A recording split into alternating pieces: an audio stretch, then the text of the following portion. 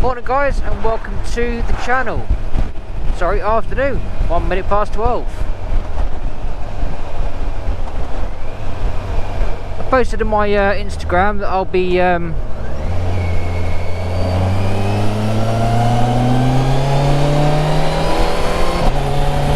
posted on my Instagram that I'll be doing a review of my Versys 1000,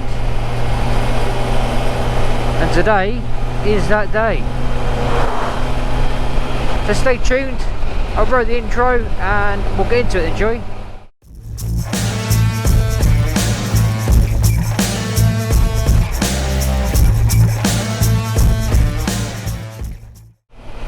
Welcome back guys.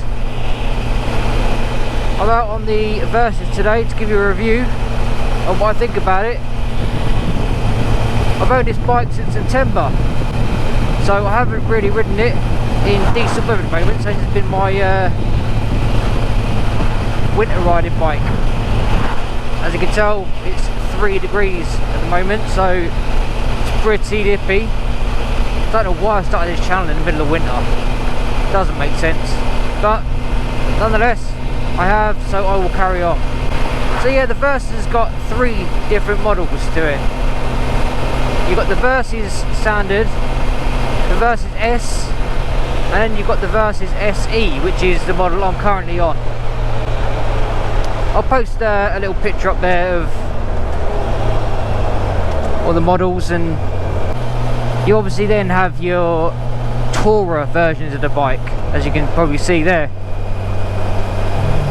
But today's review is going to be solely on the standard SE model, as I haven't got the Tourer. I'm going to try and find somewhere to pull over, do a little bit of a walk around on the bike, and I'll tell you a little bit about it. Nice little spot out the way. Oh, I better just read that sign though. Oh, I even got an audience.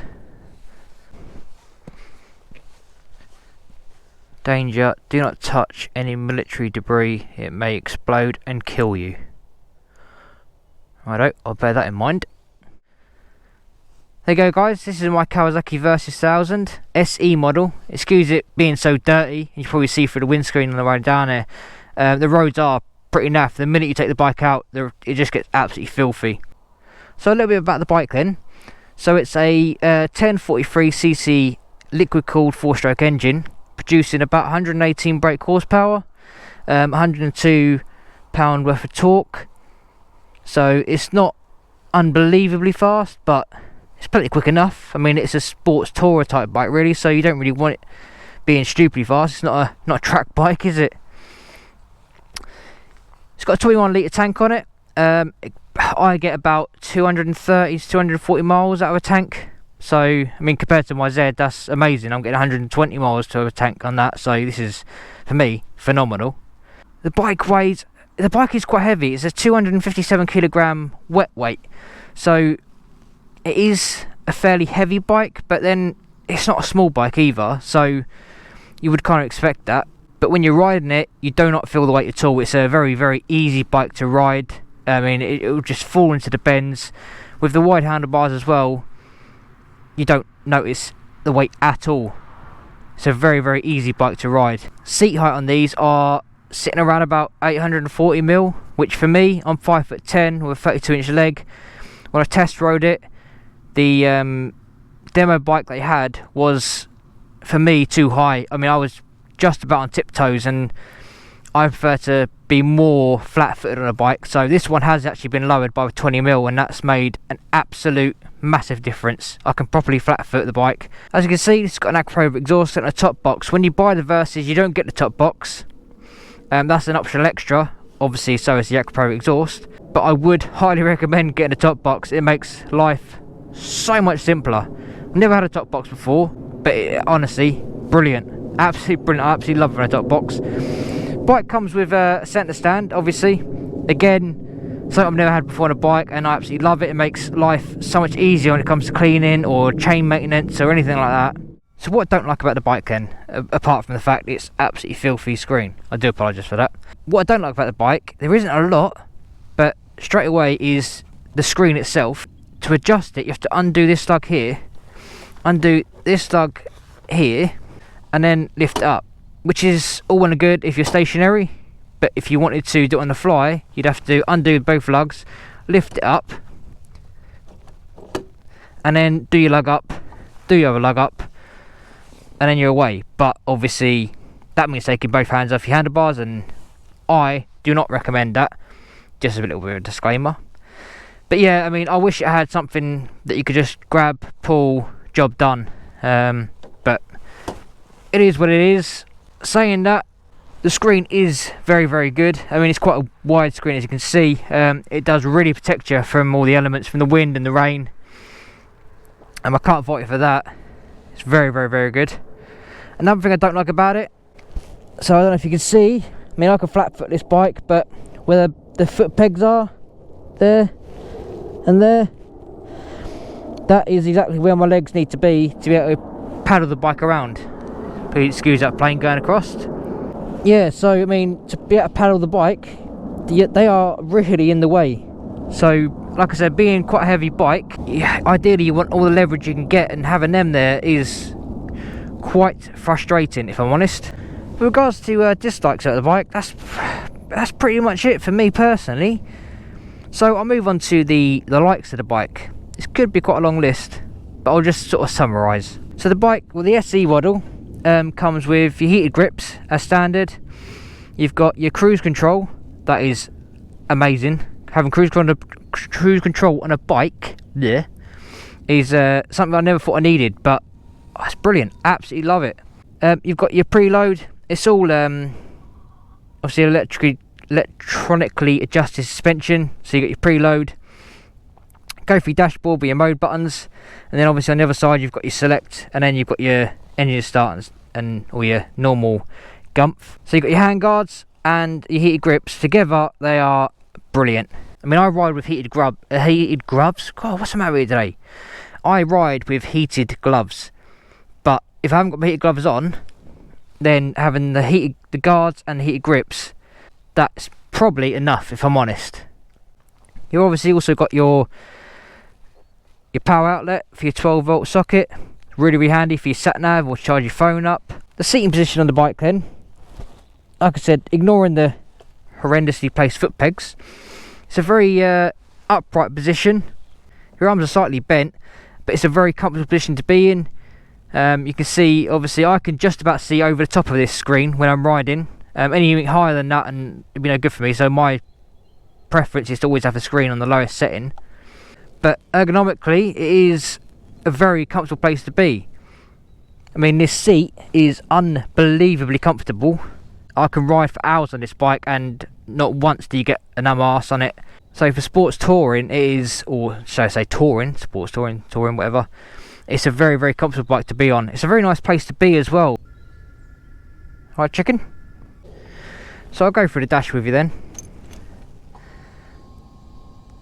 So you have two options for your dashboard. You have this very boring looking dashboard, but I do find you get the best information on this dashboard. It's the easiest to find it as well. Just by pressing your mode button up and down, you can flick through all your stuff on it. For example, gives you a meet.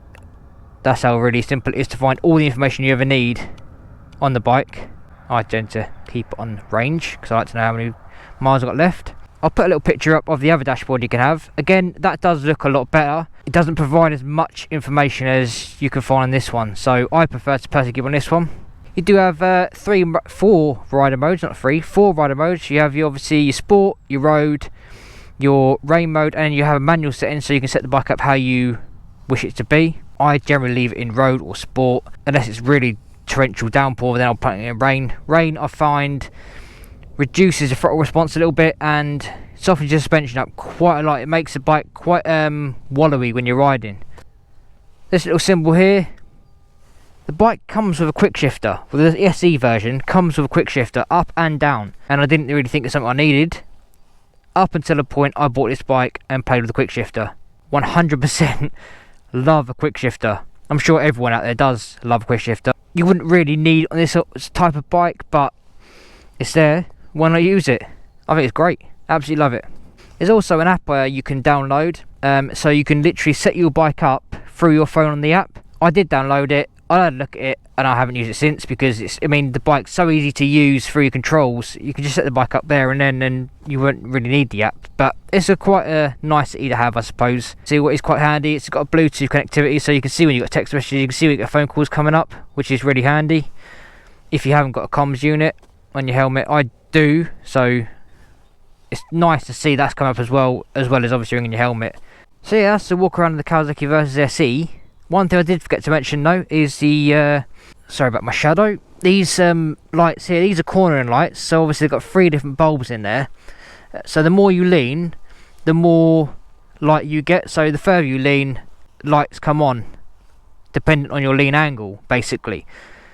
I mean, the first light comes on pretty quick, and I've only ever got it down to the second light due to it being horrible weather and riding in the dark. I don't tend to ride very fast, so. But yeah, they're really, really handy. They're really, really good. So your brakes on it then, they're just your standard Kawasaki brakes. They're absolutely fine, more than adequate for the bike. You wouldn't need anything else with it. So what I'll do is I'll jump on the bike. I'll go for a bit more of a run, a bit of a spin with you. I'll play with the quick shifter. I'll play with the brakes if it isn't too slippery out there, because the roads are still pretty naff. And just chat to you a little bit more about the bike. In a bit. So welcome back on the bike.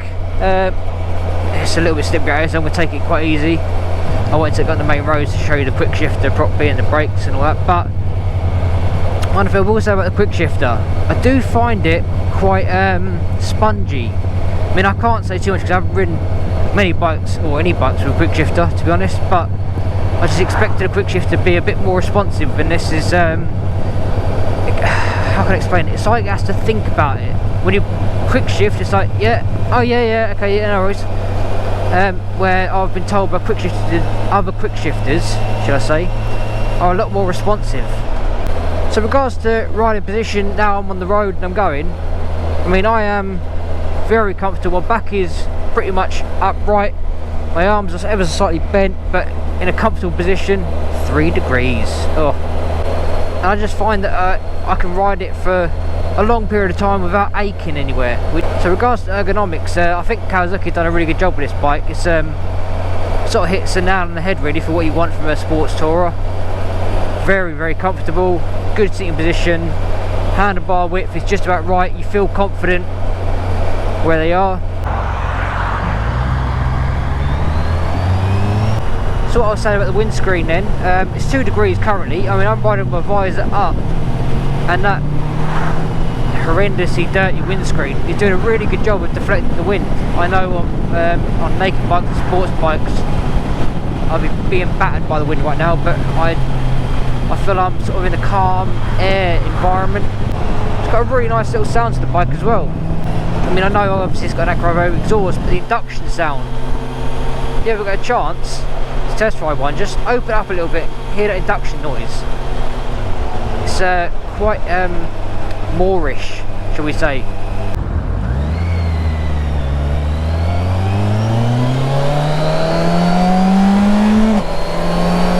The quick shifter then.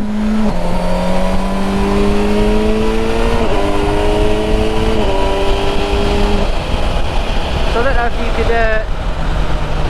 you could really tell them, but it sort of seemed to have to think about going into gear. I spoke to people before and they say quick shifters, good quick shifters shall I say, don't really have that problem. I mean, now I've had one, I'm really tempted to put one on my Z, to be honest with you. So what I'll do is, at this roundabout, I'll go back up the other side of the bypass, do a bit more quick shift demonstration for you, and listen to the sound of the induction I was saying. It's yeah, it's quite tasty.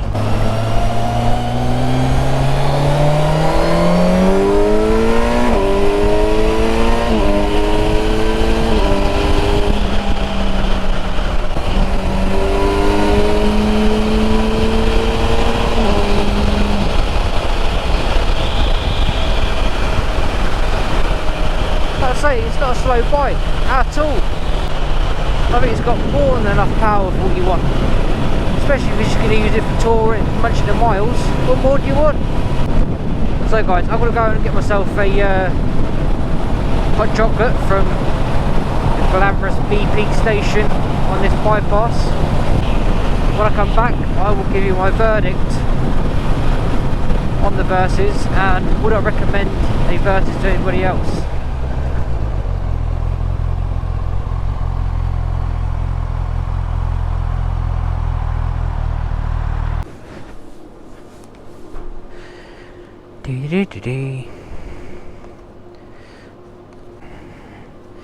Go for chocolate, normal chocolate, go for sugar.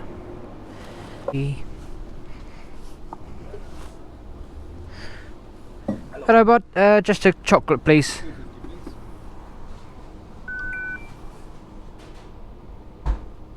All good? Cheers buddy. Oh, could do it with Greg's really. Watch that slide off there.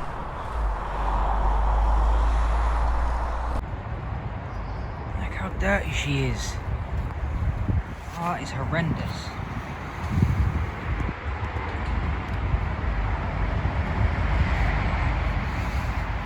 Son, look at that. I never let the bikes get anywhere this dirty. Look at this. Oh, look at the stain on my helmet. That was clean when I left the house earlier. Then I have to wash my helmet when I get home. No one likes a dirty helmet.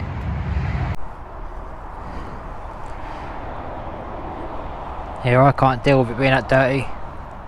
I know I said I'm going to wait until it gets really dirty, and then I can't do it. Can't let it get any dirtier than that. Oh, bloody quad lock things. They're a great device, but they're a pain in the arse to get back on again. Oh.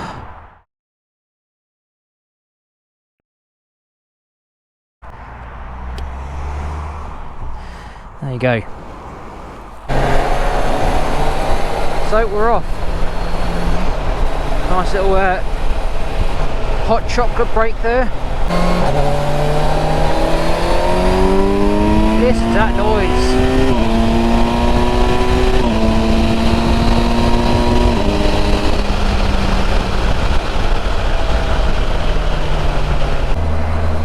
So what a roundup then. Yes, I would recommend the Versys. It's very comfortable, I think very good on fuel. It's got all the gadgets that you'd ever want. Oh, another thing I did mention is it's got lean angle sensors, so it will tell you how far you're leaning. I mean, if I scroll through it, there you go, lean angle sensor. So anyway guys, I'm going to leave it there. Hopefully you like this review of my Versys. If you want to see some more reviews, I will be doing a review on my Z1000 when it comes out of hibernation. Probably end of February, because it's due for an MOT. And when the summer or spring comes along, I'll be doing some more reviews on some bikes that I will be taking out test riding. So if you want to see some more reviews from me and you want to see some more content from me, do the usual YouTube thing. Subscribe, like, leave me a comment. If you got a Versys you like as much as me, let me know what you think of it. If you don't like it, let me know what you don't like about it. Be interested to compare. Add me on Instagram, my little tag's down at the bottom there somewhere. I am going to go home and clean this bike. I can't do it anymore. Anyway, to the next one. See you later.